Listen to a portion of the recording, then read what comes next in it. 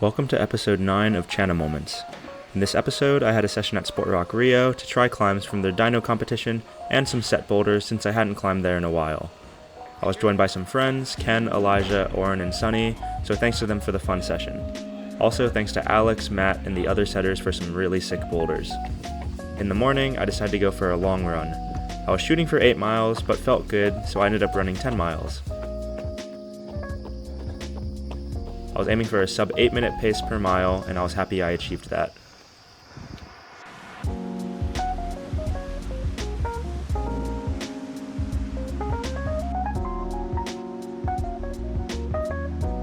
When I got to the gym, I did some stretching and hip mobility, which felt great after my run. I always make sure to do hip strengthening exercises after stretching to lock in the increased mobility.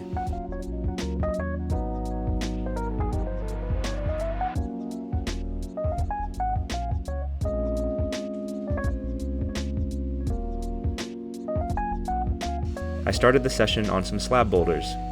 The first move of this yellow climb was a bit precise, but I had good body positioning when I landed on the foot. The next part was a bit funky since the sloping foot feels too far to the left, so a smear worked well to get my left foot up. I had trouble getting friction on the volume, so I just reached up for the little crimp, then the top felt pretty easy.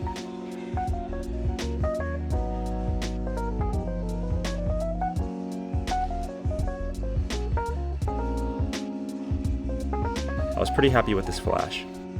This blue climb on the slab flowed really well. The hardest move for me was the second move, since the left foot was a bit small and the left hand is blocked. I almost fell going to the finish hold when my right foot hit the green holds, but I kept it together, so I managed to flash this one too. This yellow climb was the last slab climb I had left. The first move was hard because it's hard to generate momentum off the hands, and the hold you're going to is blocked. I barely managed to stick it.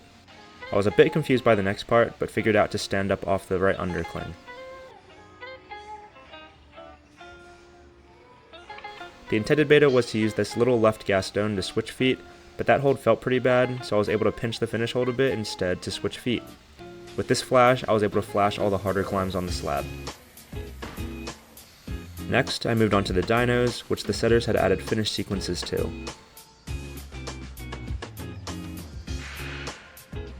For these more simple dynos, the main thing I focus on for execution is to use the least amount of momentum to achieve the most amount of engagement on the end hold. Using too much momentum can make it harder to hold the swing when you stick the dyno, and making sure you are engaged when you get to the hold is important for controlling the swing as well. Most of the dynos didn't feel too bad for me. I thought the ones that would be the hardest for me were the green and yellow climbs on the right side of the wall.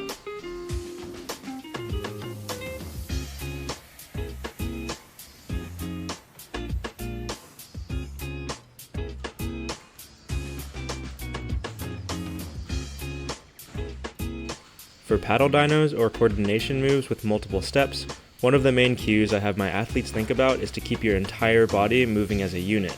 This means that you should not be excessively reaching for holds with your arms or legs. Instead of trying to get your hand or foot to a specific place on the move, your goal should be to get your center of mass to a location in space that helps you continue your movement. It's a bit of a weird way to think about how to do a move, but I think it unlocks a lot of movement potential.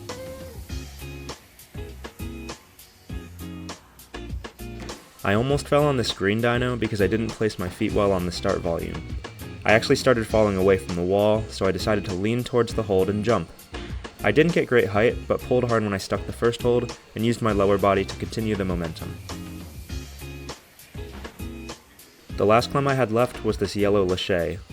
Because the volume stack you swing to is kind of sketchy, I had some trouble committing for my first few attempts. It was also very easy to swing too close to the wall, which made me hit my arm or leg against the wall, which messed up my movement.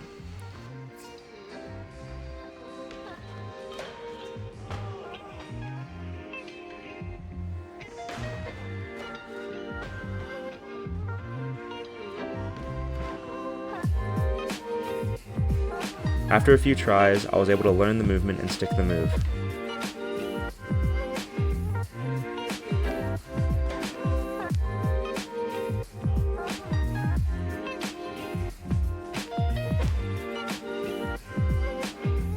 Next, I tried some climbs that Ken had made up on this spray wall, and I made up some dynos of my own as well.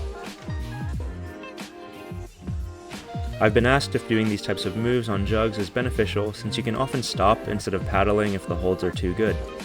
While this is true, it's also a good way to learn to generate momentum and how to move your body in these situations without worrying about whether you can stick to the holds. Additionally, the gyms I normally climb at don't set hard coordination moves, so we often resort to practicing these techniques on whatever holds are available.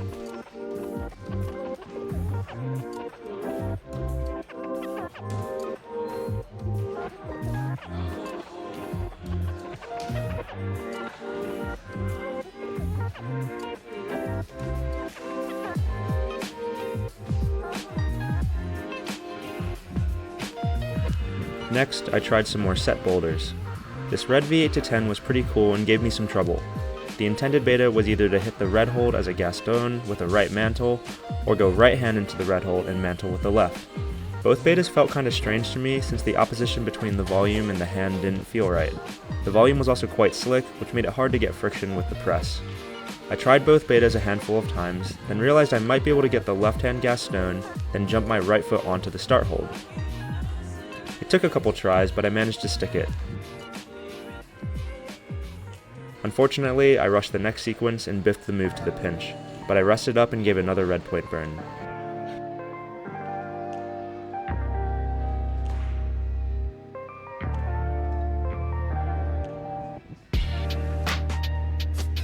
I took my time to walk my feet up before going to the pinch, and I was able to finish off the climb.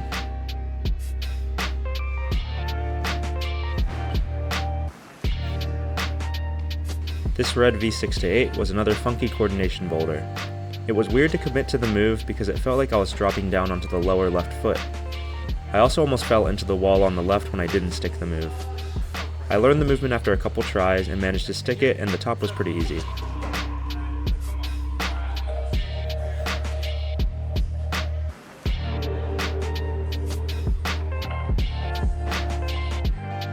At the end of the session, I tried some climbs on the Kilter board.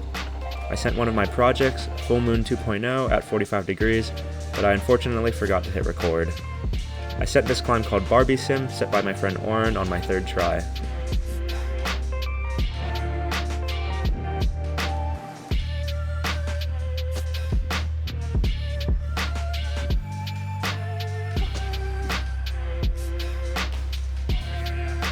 I also got close on a V10 called Factory Racing, but fell on the last move a couple times.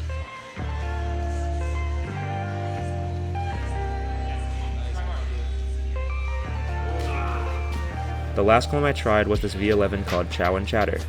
Other than the first move, this one was a bit anti-style for me because of the foothold crimp and the pinch at the top, but I managed to do all the moves.